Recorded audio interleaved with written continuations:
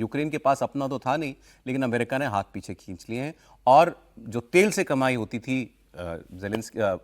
Putin की, वो कमाई भी धीरे धीरे कम हो रही है। तो कई बार कहते हैं वॉर का फटीग, कई बार वो आपको मेज पर ले आता है बात करने के लिए। क्या यही हुआ है वो, समीर जी? निश्चित रूप से मुझे लग रहा है कि पुतिन की 2-3 बातें बहुत महत्वपूर्ण है। एक तो उन्होंने जो कहा कि वो कभी यूरोप पर हमला नहीं करेंगे, और उन्होंने ये कहा कि मैं लिखकर देने को तैयार हूं यूरोप के देशों को कि मैं यूरोप पर कभी हमला नहीं करूंगा। ये जो यूरोप के देश आशंका जता रहे कि अगले साल पुतिन किसी यूरोप कंट्री पे हमला कर सकते हैं, तो बोले वो मैं लिख के देने को तैयार हूं, मेरा कोई इंटरेस्ट नहीं हुआ हमला करने में। लेकिन उन्होंने ये भी बहुत साफ कर दिया कि अगर जेलेंस्की अड़े रहेंगे कि वो वहां के राष्ट्रपति बने रहे और उनके हिसाब से समझौता हो, तो वो संभव नहीं है।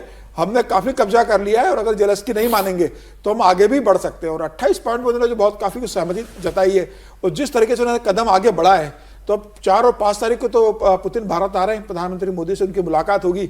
निश्चित रूप से यूक्रेन और जो रूस का युद्ध है उसके ऊपर बातचीत होगी और फिर संगत का असर होता है ना। मोदी जी के साथ बैठेंगे तो जब जाएंगे तो वो कहेंगे कि भाई सबका साथ सबका विकास की बात करता हूं, मैं लड़ना नहीं चाहता हूं, और जो समझौता 28 सूत्रीय बना है उसमें मैं आगे बढ़ूंगा। मुझे लग रहा है 4 और 5 तारीख को जब पुतिन भारत आएंगे, प्रधानमंत्री मोदी के साथ जब उनकी बैठक होगी, तो तमाम जो उनकी शंकाएं हैं, जो उनके जो प्रश्न होंगे, प्रधानमंत्री उनके साथ बहुत सी चीजों पर चर्चा करेंगे और प्रधानमंत्री की जो सलाह रहेगी पुतिन उसे लेकर साथ में जाएंगे और आने वाले समय में पुतिन उसी पर आगे बढ़ेंगे जब 5 तारीख को भारत से वो वापस रशिया जाएंगे।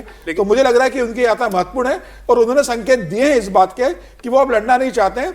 और जिस तरीके से ट्रम्प ने कह दिया था भाई कि 28 तारीख का अल्टीमेटम दिया हुआ था 27 तारीख का यूक्रेन को, यूक्रेन भी लगभग इस बात को मान चुका है कि अब उनके पास बहुत ज्यादा विकल्प नहीं है। लेकिन कल ज़ेलेंस्की की मैं आपको ताजा बयान दिखाता हूं, वो अभी भी बात जो है वो ऐसा नहीं है कि वो सरेंडर मोड में हो, वो अभी भी ये कह रहे हैं कि ये पुतिन की शर्तों पर सहमति नहीं होगी। नहीं, उन्होंने ये भी कहा कि एक बार सुन लेते हैं सर, फिर मैं आ जाता हूं। उन्होंने कहा कि पुतिन जंग रोकना नहीं चाहते, पुतिन लड़ाई जारी रखना चाहते हैं और वो केवल एक दबाव समझते हैं, वो दबाव है इकोनॉमिक प्रेशर।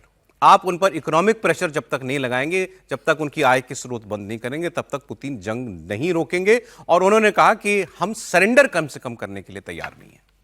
लेकिन ज़ेलेंस्की कुछ भी कहें, उनको भी बात समझ में आ गया है, वेस्टर्न मीडिया इस बात को खुलकर कहने लगा है, जो पूरी तरह यूक्रेन और ज़ेलेंस्की के साथ है, कि ये अब ज़ेलेंस्की का एंड गेम है।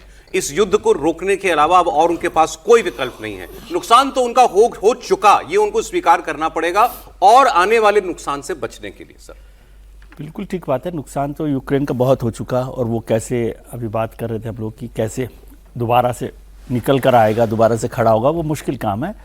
लेकिन इतना आसान नहीं होता। जैसे पुतिन साहब की जो जुबान है, वो सही बात है ना कि वो तो युद्ध रोकने के मूड में नहीं है, या इसको मैं ऐसे देखता हूँ कि युद्ध रोकने के मूड में से थोड़ा सा आगे बढ़े हैं वो, कि समझौते के लिए इसी तरह से बार्गेन करते हैं आप।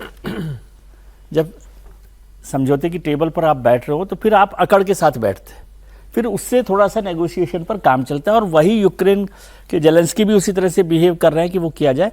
और ज़ेलेंस्की ने जो बोला है कि उन पर इकोनॉमिक वो लगाना चाहिए प्रतिबंध, तो वो तो ट्रंप की जुबान है ना।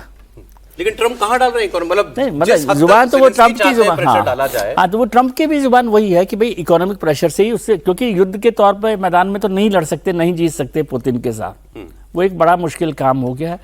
और दोनों लोग, मुझे लग रहा है कि भले ही अकड़ आज आपको दिख रही हो, लेकिन ये जो अकड़ है वो टेबल पर बैठने से पहले की अकड़ है, क्योंकि यदि इस समय नरम दिखेंगे तो फिर तो टेबल पर बहुत मुश्किल होगा। आपको समझौते के मूड में आते आते दिख रहे हैं दोनों देश, मुझे लग रहा है मोटे तौर पर। अच्छा ठीक है, इसमें एक बात मैं और चीज बताता हूं, अमेरिका क्या कर रहा है इसमें। सर मैं आ रहा हूं, अभी विषय है अभी हमारे पास आगे। और